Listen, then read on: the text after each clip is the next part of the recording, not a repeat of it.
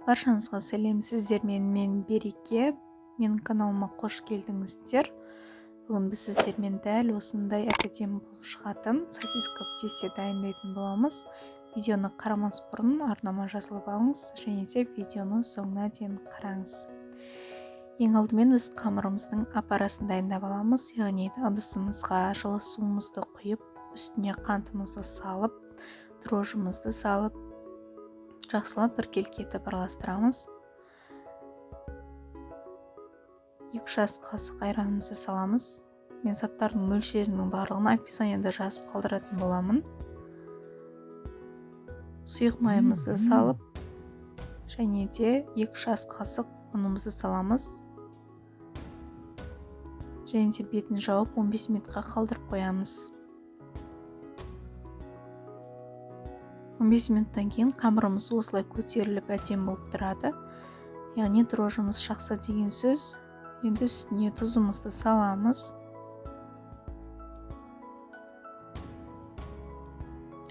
Жақсылап араластырамыз.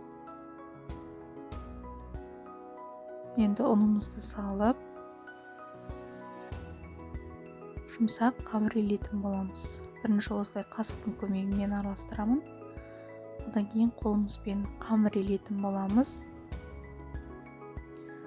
Мінекей осылай қамыр иленіп аламыз. Енді үстін кішкене ғана сұйық маймен осылай майлап шығамыз. Қамырымыз жақсы көтерілуі үшін бетін жауып жылы жерге 1 сағатқа қалдыратын боламыз.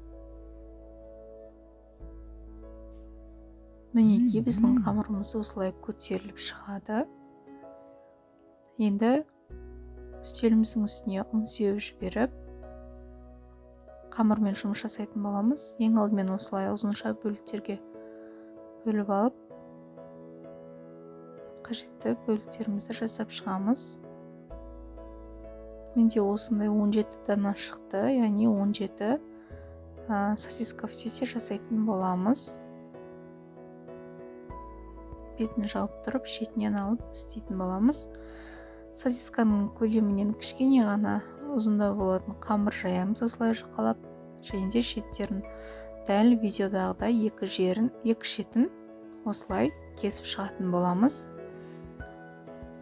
Яғни әдемі ұзор шығу үшін. Енді екі жағын кезектестіре отырып, дәл видеодағыдай етіп, бетін бекітіп шығатын боламыз.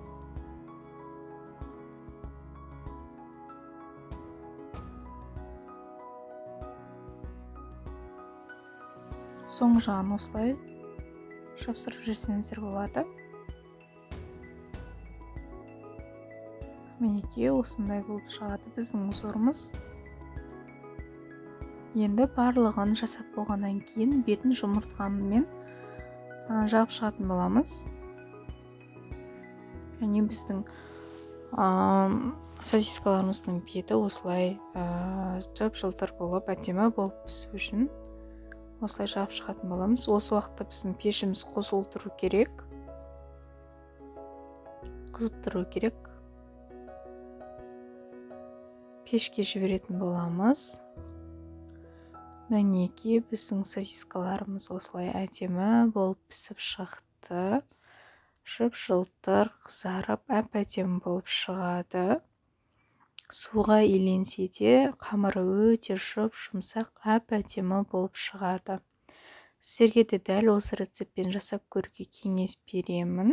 Үй ішіңізді қуантыңыздар. 2-ге бөліп көрсетейін. Мінекей осындай болып шығады, әп-әдемі болып шығады. Маған және отбасыма өте қатты ұнады. Сол себепті сіздерге де жасап көруге кеңес беремін. Менің каналыма жазылмаған болсаңыздар, жазылып кетіңіздер. Алда әлі де әдемі көптеген рецепттер түсіретін боламын. Видео ұнаса лайк басып, комментарий жазып, мені қолдап кетіңіздер. Қазақша контенттің дамуына